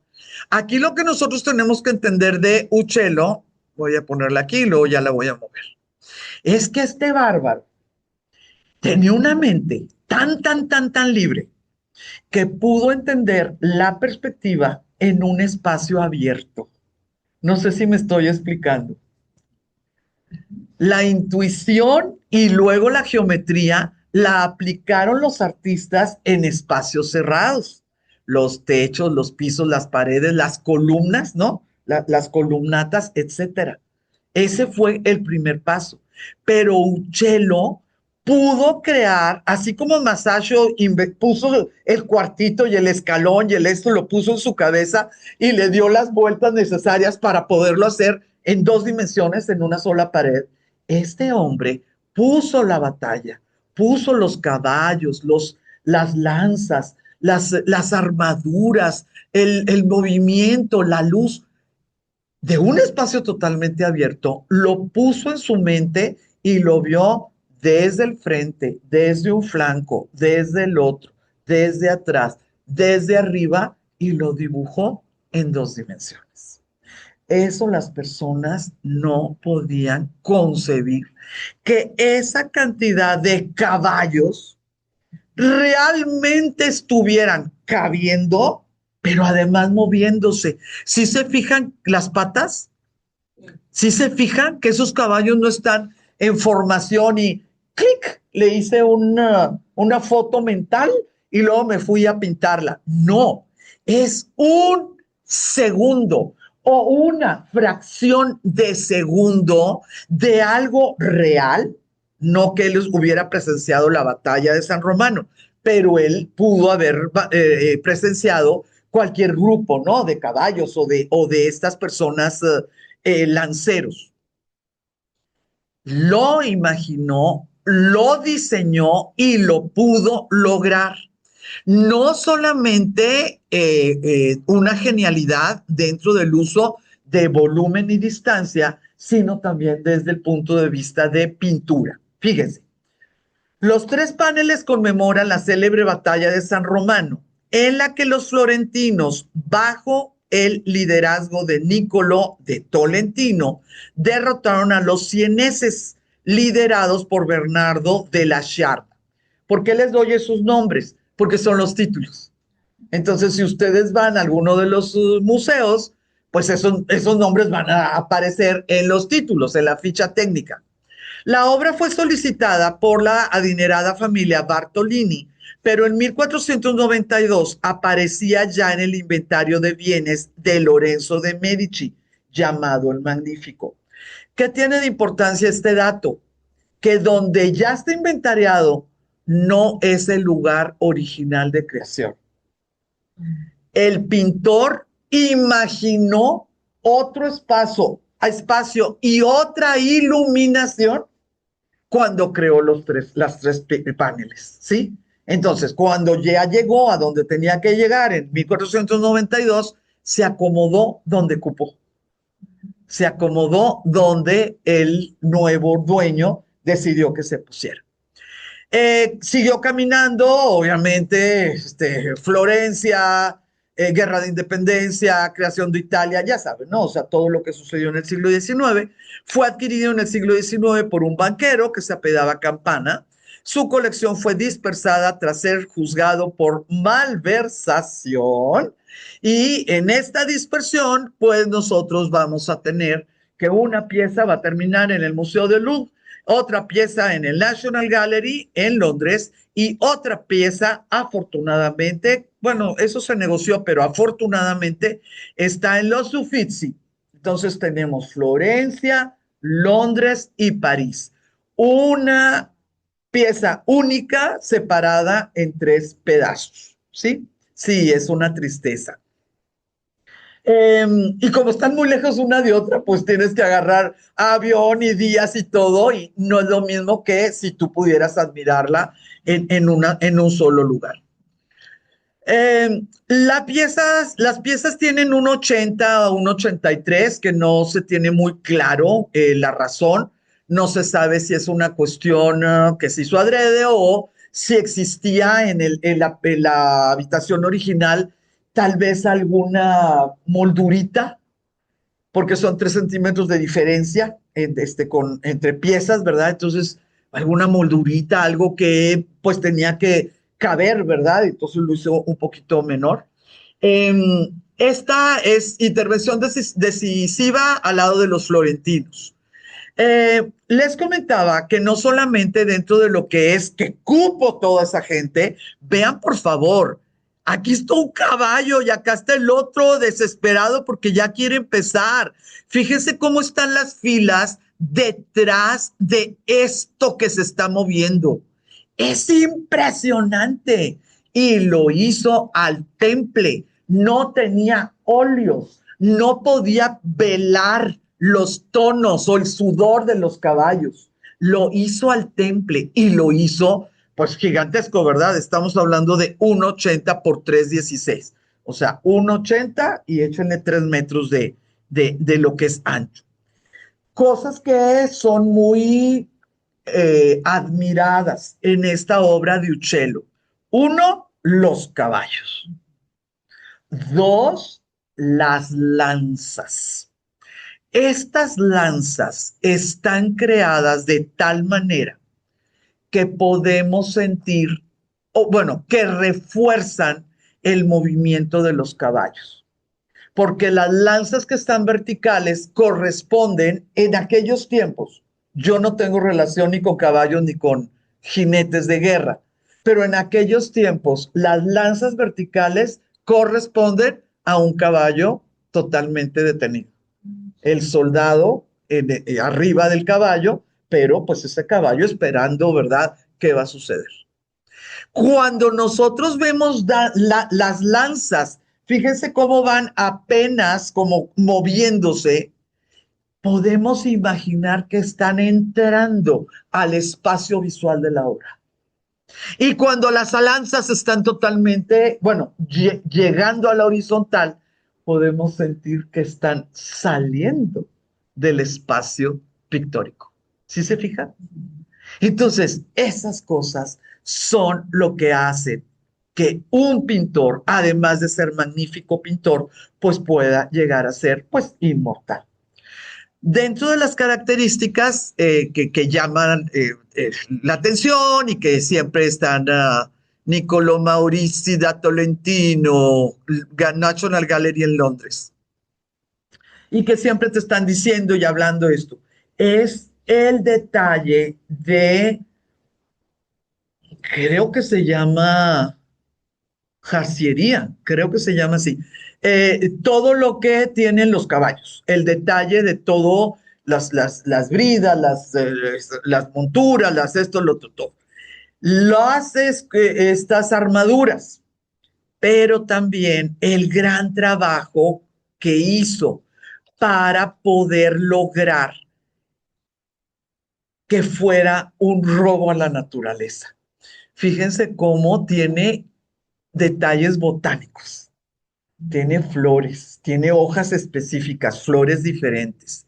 Noten, por favor, cómo nos pone campos que todavía no están trillados, ¿sí? Campos que apenas. Entonces te están hablando de un tipo de estación del año. Yo no me la sé, pero toda la gente de los siglos esos, claro que sabía cuándo se sembraba, cuándo se cosechaba, cuándo se cortaba, pues era su vida, ¿no? Su vida natural. Y la otra preciosura, ¿cómo hizo la diferenciación de los caudillos o de los líderes utilizando ese tipo de tocado en hombres que no es muy normal, ¿eh? No, no es así como fácil de encontrar en otras pinturas. Este tipo de tocado en hombres que nos van hablando de quiénes son sieneses y quiénes son florentinos, ¿sí? Nosotros no lo sabemos porque no hablamos ese idioma, pero ellos sí sabían leer esos símbolos, ¿no? Esos signos. Ahí les va, ahí les va. Hay un muertito en esta obra que para los historiadores de arte del siglo XIX hagan de cuenta que encontraron la cura en contra del COVID. Es, pero bien, bien, bien de llamar la atención. Es este muertito, este muertito.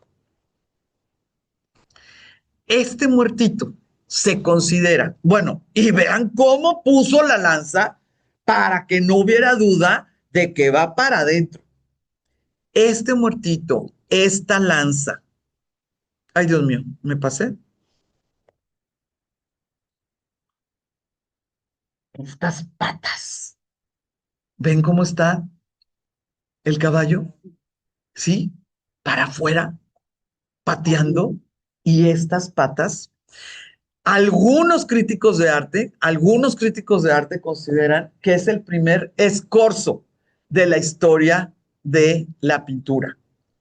Es un plano hacia atrás, es perspectiva, pero un plano hacia el observador es escorzo.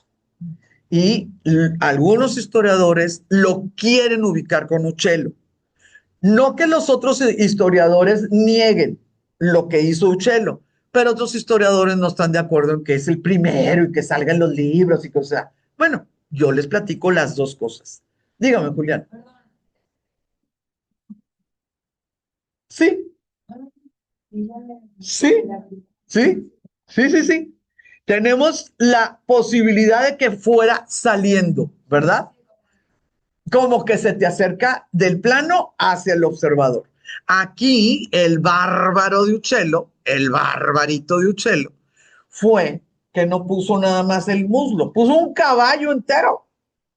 O sea, puso un caballo entero de lo que es el primer plano hacia ti. Y vean qué cosa tan hermosa. Cuando pone ¿cómo se llama? Al muertito, pone te guía, ¿no? Te da tu ayudadita. Pone esta lanza rota hacia donde está el primer plano. Y vean qué hermosura. Aquí pone las lanzas rojas en horizontal, ¿sí? Siguiendo la línea de ese animalón que está caído, pero lo que queda en el plano de la perspectiva es el cuerpote, pero las patas vienen para acá. ¿Sí se fijan en estas rojas? Vean qué cosa tan hermosa. ¿Cómo? Ay, no. ¿Cómo? Bueno, esto, o sea, ¿qué necesidad hay de eso, Uchelo? Pues si te estás echando metros y metros y metros de temple, pues, no, pues cada uno tenía que dar el máximo para lo que fuera, para el siguiente contrato o para la posteridad.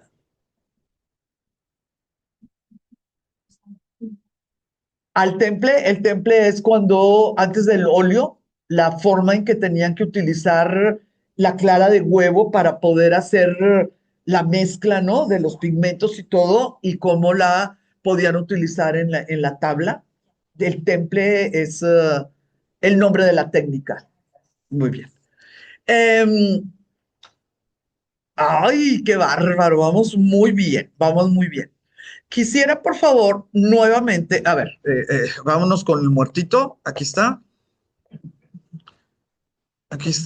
ay, ahí está. Esta es la que está en el Uffizi. Sí, entonces el muertito está más para arriba. El muertito es el que está en la de Londres. Sí, aquí está. Aquí está el muertito. Ok. Quisiera, por favor, que notaran también una situación que siglo XX, siglo XXI, por supuesto que los artistas, los de deberes, no los artistas que se cortan y la sangre le hacen así, luego la ponen en la pared, así. Eso no, los artistas de veras, del siglo XX, del siglo XXI, por supuesto que estudian el manejo de los contrastes con los blancos de Uccello. Porque fíjense que nosotros tenemos en nuestro cerebrito unas como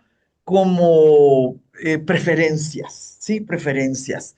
Y cuando nosotros vemos blancos, nuestro cerebro se va para allá. Podemos decir, ay, los rojos también. Bueno, el rojo sí está en medio de tonos claros o lo que quieras, pero el rojo en sí no es algo que el cerebro se mueva. Los blancos sí, inmediatamente el cerebro dice, ¿qué está pasando? Entonces es algo espectacular porque la forma en que nos está llevando este hombre a los blancos es para que no dejemos sentido a nadie adentro de la pintura. Y vean, por favor, muy, pero muy, muy grande el espacio, muy, pero muy, muy grande, sí. Pero camínale, te falta mucho por ver. ¿Ven esto?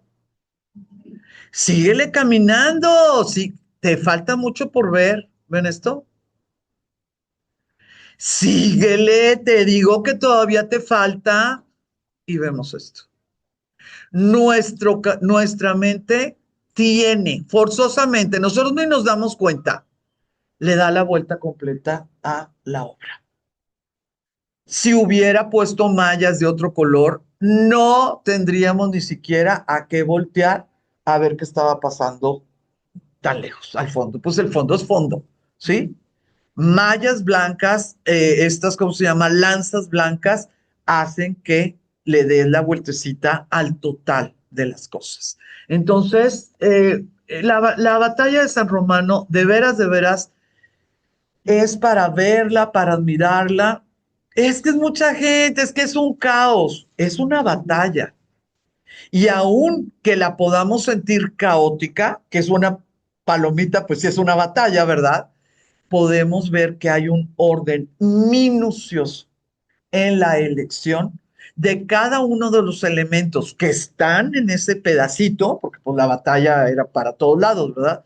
Que están en ese pedacito, cada uno de los elementos, pero aún lo que a mí, personalmente, lo que a mí me apasiona de la batalla de San Romano de Uccello es la elección de las posturas.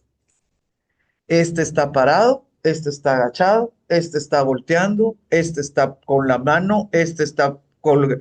El pie lo tiene ya frenando porque ya se le movió, están tranquilos. Es un detalle que simple y sencillamente, aunque no hubiera terminado el temple, aunque nosotros nada más tuviéramos ahorita los bosquejos, seguiría siendo genial el haberlo puesto en algo tan grande, ¿verdad? Una tabla tan grande al temple y que esté medianamente conservado, porque no está bien conservado, desafortunadamente, es un plus, pero aún los bosquejos no se le quita nada, ni de perspectiva, ni de composición, ni de detalle, ni de maestría. Entonces, muchachos, la batalla de mi querida Brisa, tenemos también ay, qué chistoso, ¿por qué no quiere? ¿Por qué no me quiere decir quién más? Una está en el Louvre, otra está en la National Gallery, o sea, una está en París, otra está en Londres y la otra está en Florencia, en los Uffizi, la Galería de los Oficios. ¿Cómo vamos, muchachos? ¿Que no era Nueva York, París y Londres? No, yo creo que cuando dijimos Nueva York estábamos hablando del tríptico que vimos en los cloisters. Ah, Eh, ok. yo creo que fue eso, por eso se metió ahí las palabras está Nueva York, pero no, es Louvre, National Gallery y Uffizi. Sí, son esas tres, Brisa. Ok, ¿Vamos bien? ¿Sí? sí, muy Muy bien. bien. No, son tres. Son tres. No me asustes. Ahí va, ahí va, ahí va, ahí va. Eh, una, dos, tres. O sea, está así está fácil. París, la gris. Londres, el muertito. Y Florencia, los caballos. Sí, que es. Nomás no lo digan que yo les enseñé esto. Vámonos con Frangélico. Frangélico fue llamado así porque pintaba como Los Ángeles. Él se llamó Guido di Pietro. Y en contra de toda mi voluntad, no porque me hayan preguntado, ¿verdad? Pero lo hicieron santo en el siglo XX. Creo que fue Pablo en el 81, yo creo que fue Juan Pablo. Nadie me escribió ni me habló por teléfono para pedir mi opinión y estoy totalmente en contra. No puede ser que alguien que pinte tan hermoso las escenas bíblicas sea santo. Yo creo que tiene que costar un poquito Digo, yo estoy hablando aquí de bocona, pero yo creo que ser santo tiene que, pues, tener un poquito más, ¿no? De chamba, pues, en esta vida. 1395, 1455, él era dominico.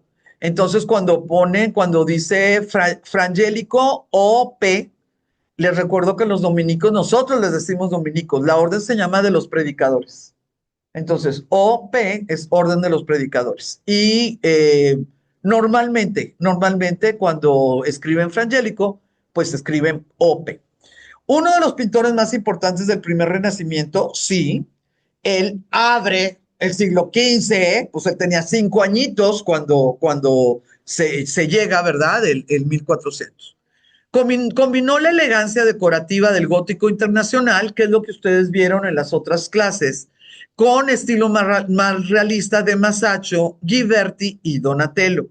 Y aquí es donde les digo que es algo muy interesante, pues como una idea que ya está lista puede multiplicar su difusión si ya se pone por escrito. Guido di Pietro Frangélico aplicó las teorías sobre la perspectiva de Alberti. Fíjense, va avanzando los muchachos y los primeros fundadores pues se van quedando en su tiempo, ¿verdad? Entonces, él no aprendió de Brunelleschi, él aprendió de Alberti. ¿Por qué? Pues porque va caminando el tiempo y todo. Es maestro en la creación de figuras monumentales, en la representación del movimiento y en la capacidad para crear planos de profundidad a través de la perspectiva lineal. Les voy a mostrar la anunciación más sencillita de todos. Frangélico tiene muchas anunciaciones. Ustedes pueden verla, pues divina, ¿verdad?, en el Prado, o pueden ir, como yo, a Cortona, al museo donde el sacristán te abre y te enseña la más hermosa anunciación de Frangélico. Este es un fresquito, ahí está. La mide 2,30 por 3,2 o sea, 2,5 metros por 3 metros. Y ustedes pueden notar de veras, o sea, la belleza, la hermosura de el espacio donde decidió que estuviera sentada la Virgen. Y fíjense el arrobo. Le cae el arcángel, ¿se acuerdan que hablamos, verdad? Le cae el arcángel y ella lo que hace es, ¿qué pasó? ¿No? Protegerse, pues que entró alguien a tu cuarto. Y también podemos notar, pues, que apenas va entrando y que está aterrizando. Aquí vemos cómo todo todavía se está cumpliendo. La forma en que hace Frangélico esto es, empieza con lo poquito y luego le sigue y luego llega pues a sus piezas más, pero más geniales.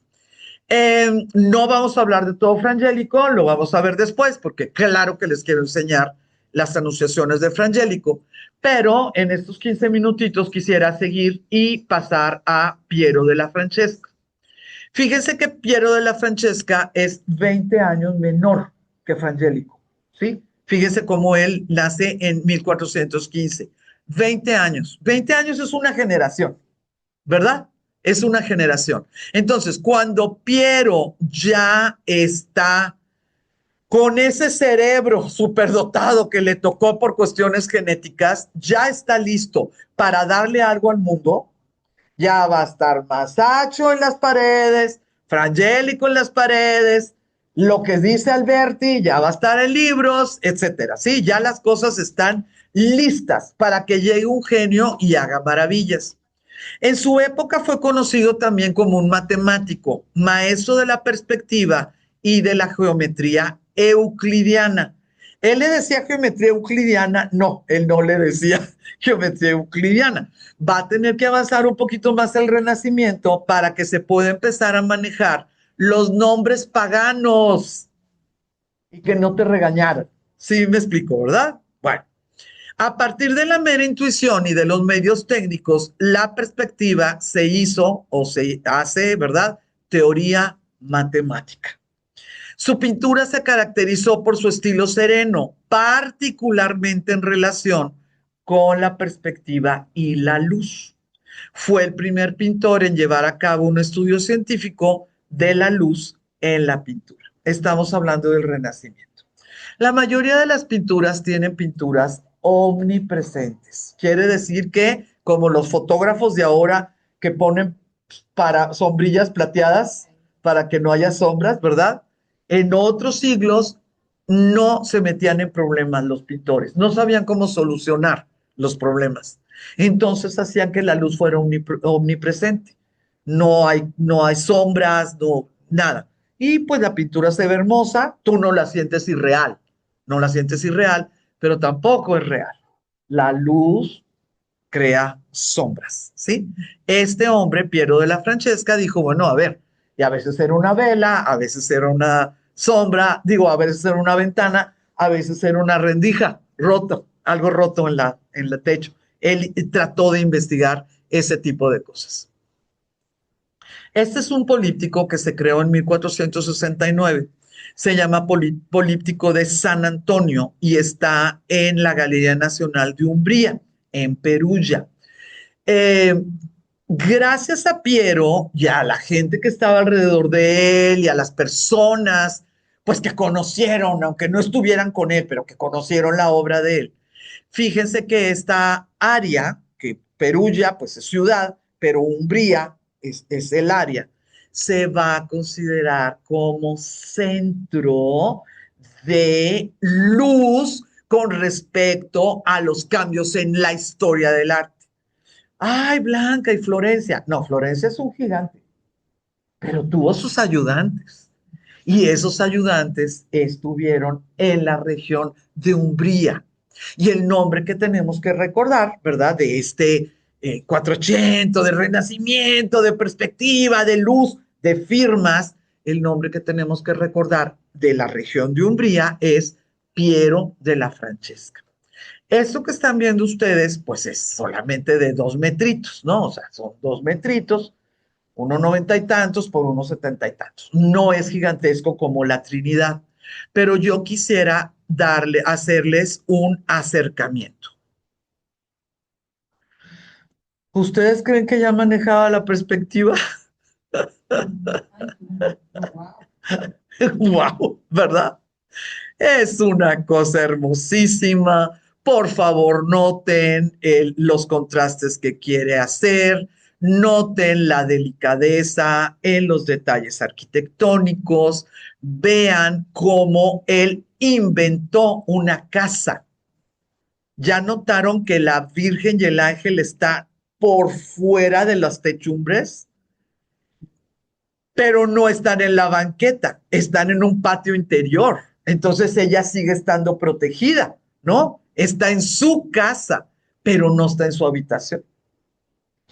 Inventa ciertas cosas que en su momento, pues, son en contra de las reglas que se están haciendo. Pero ya vieron la sombra.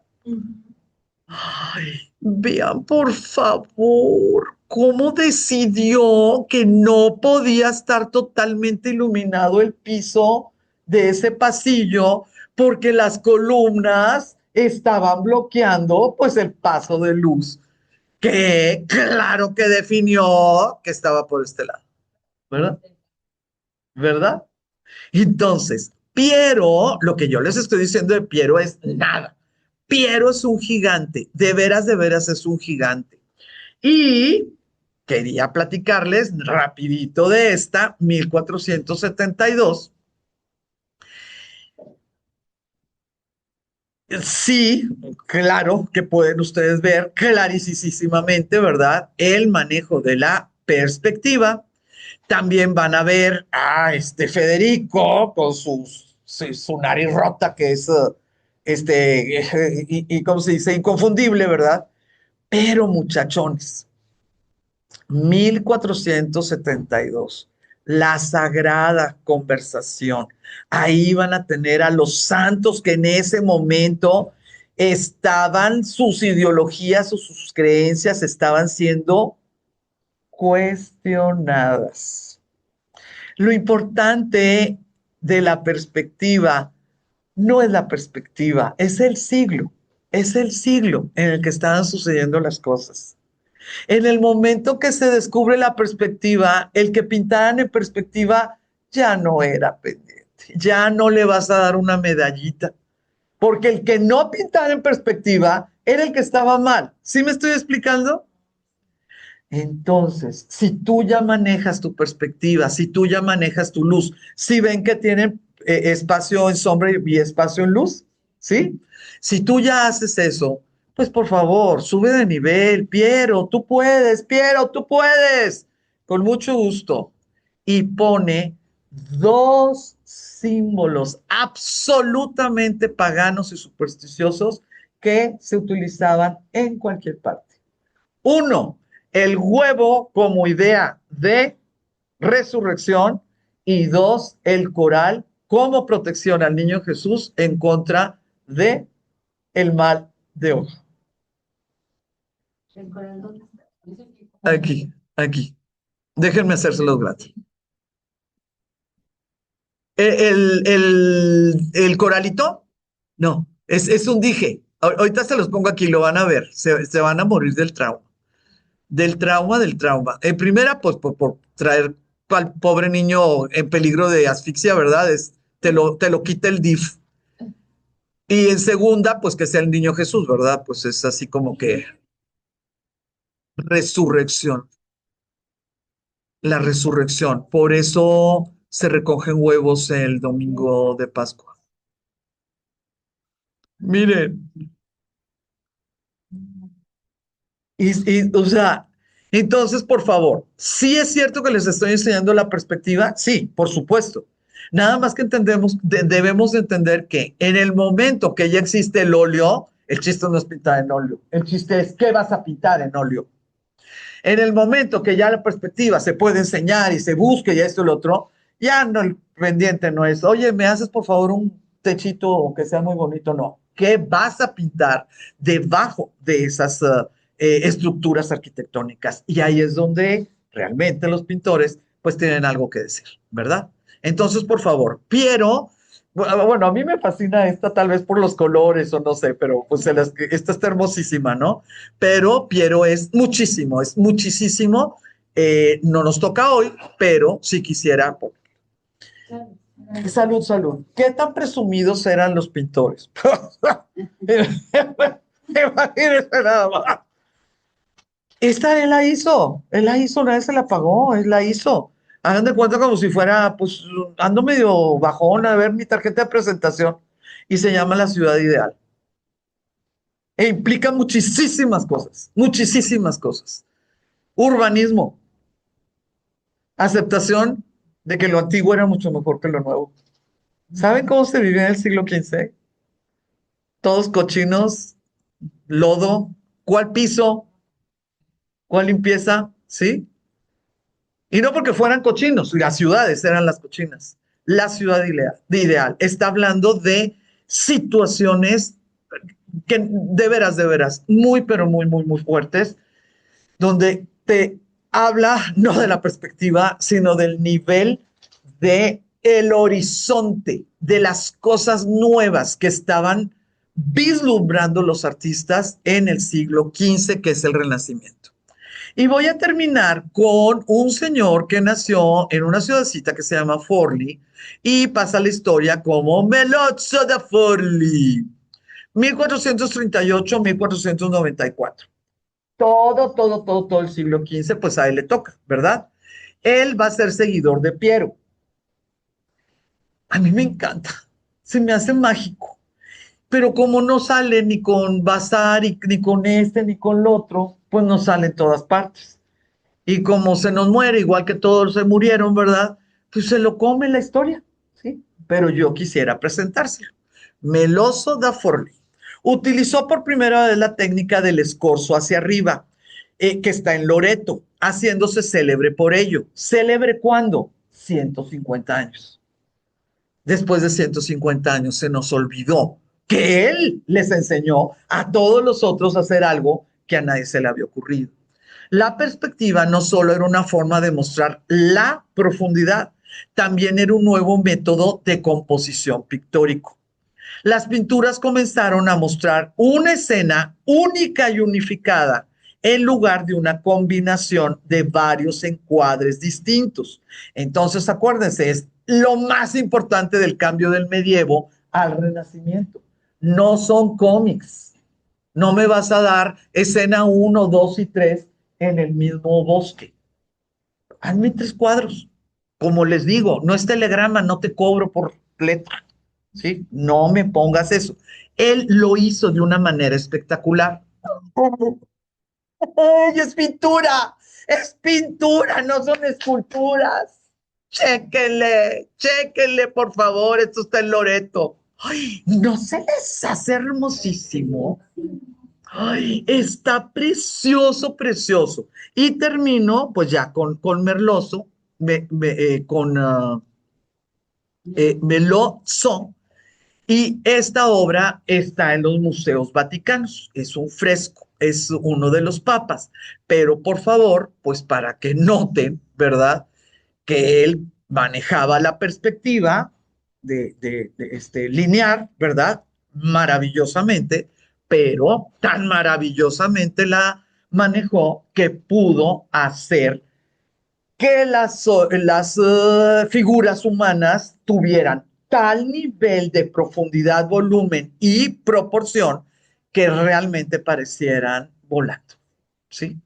Entonces, la perspectiva es el gran regalo que nos dan Manteña, y me despido con este óculo. Está en Mantua. Y está a tal grado hecho que la gente hasta le hacía así en el siglo XV porque estaba entrando el chiflón, ¿sí? Va a tener, ya saben, esos virtuosos que dicen, a ver, por favor, tápenme un ojo y amárrenme una mano y yo voy a poder así. Los virtuosos que hacen lo que les da la gana. Vean, por favor, cómo hasta metió la cabeza de uno de los niños y la atoró en estos agujeros de la barandal. ¿Ven al niño? Pero, ¿sí? Sí, pero este de veras está todo, hasta despeinado está. Entonces, por favor, la perspectiva es un camino muy largo, es un camino muy arduo. Cuando llegaron los genios, nos la regalaron, y cuando llegaron los genios, vamos a tener la gran oportunidad que la siguiente generación la pudo enseñar. ¿Está bien? Muchas gracias. No, el óculo es el agujero que tiene cualquier techo. Este es un trampantojo, es una decoración que simula un óculo, porque es una decoración fantástica. Te está engañando, ¿no? Te está engañando. Es totalmente plano. La cámara de los esposos, sí. Si la buscan en ustedes, también le llaman cámara picta, o sea, cámara pintada, cámara picta. Ahí está en Mantua, uf, la cuidan como oro molido. Bueno, voy a dar por terminada la sesión. Muchísimas gracias. Ay, me mandan muy emocionada, mi cara.